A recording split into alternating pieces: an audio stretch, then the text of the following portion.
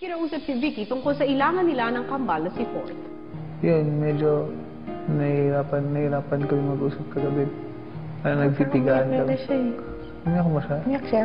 Hindi siya umiyak. Hindi. Kagaya Pero lang may siya. nakapula siya, pero namumula siya. Siguro magiging kami, yung open, ganyan. Pero hindi yung sobrang sweet na. Weird naman yun, di ba? Medyo nararamdaman ko pa rin po yung ilang factor sa amin magkapatid po na minsan siguro po dinadaan niya na lang po sa mga tawa, biro, dun sa mga ibang housemates po yung siguro yung lungkot niya and kaba niya para sa akin po.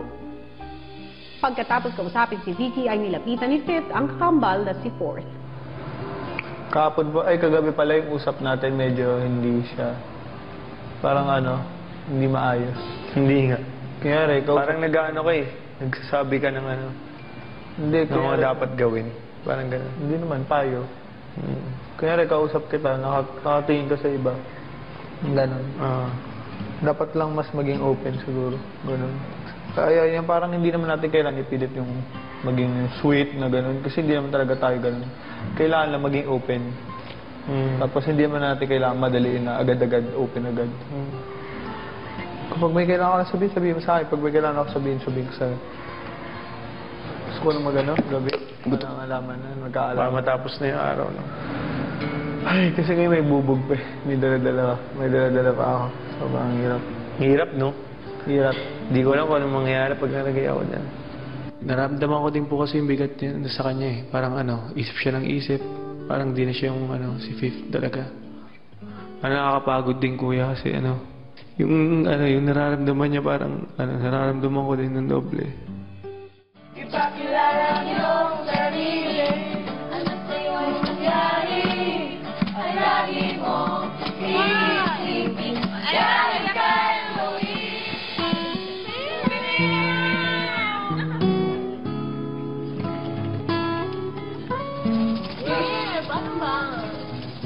Naging emosyonal ka, Fifth.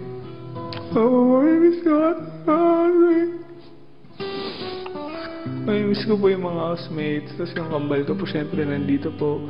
Miss ko po kayo. Grabe, mag-iintay na naman. Magpaka-trip, marami kang talent. Nakikita ko, hindi mo lang alam kung gaano yung kalungkot ng pagkatao ko. Kasi alam ko ang dami mong talent, pero dinadown mo yung sarili mo na hindi naman dapat. Hindi naman po din parang lang. Syempre, gusto ko. Ang kapatid ni Fifth tahimik lang sa isang sulok.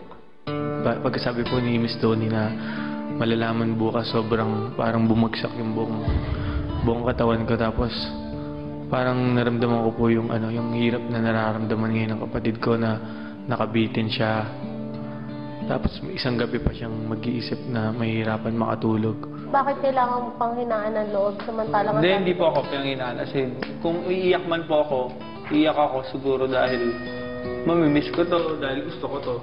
Gustong-gusto niya dito, ayaw niya pa na lumabas. So, buong week po nakikita ko sa kanya yun, nahihirapan ako makita siya, malungkot siya. And ayoko pansinin, ayokong palalain yung nararamdaman niya. Pinapakita ko din minsan na parang wala lang. Pero minsan talaga hindi maiwasan na maapektuhan ako kuya kasi nga hirap pala. Parang gusto mo ikaw na lang yung maging nominado, parang gano'n. Mahirap po makita yung na gano'n, yung kambal ko. Hindi po ako sanay, masiyahin po kasi siya.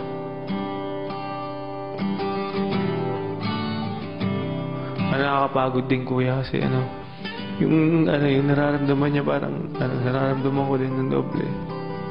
Nakapagod na din ako kuya minsan. Mahirap din pala pag dalawa kayo pumasok dito.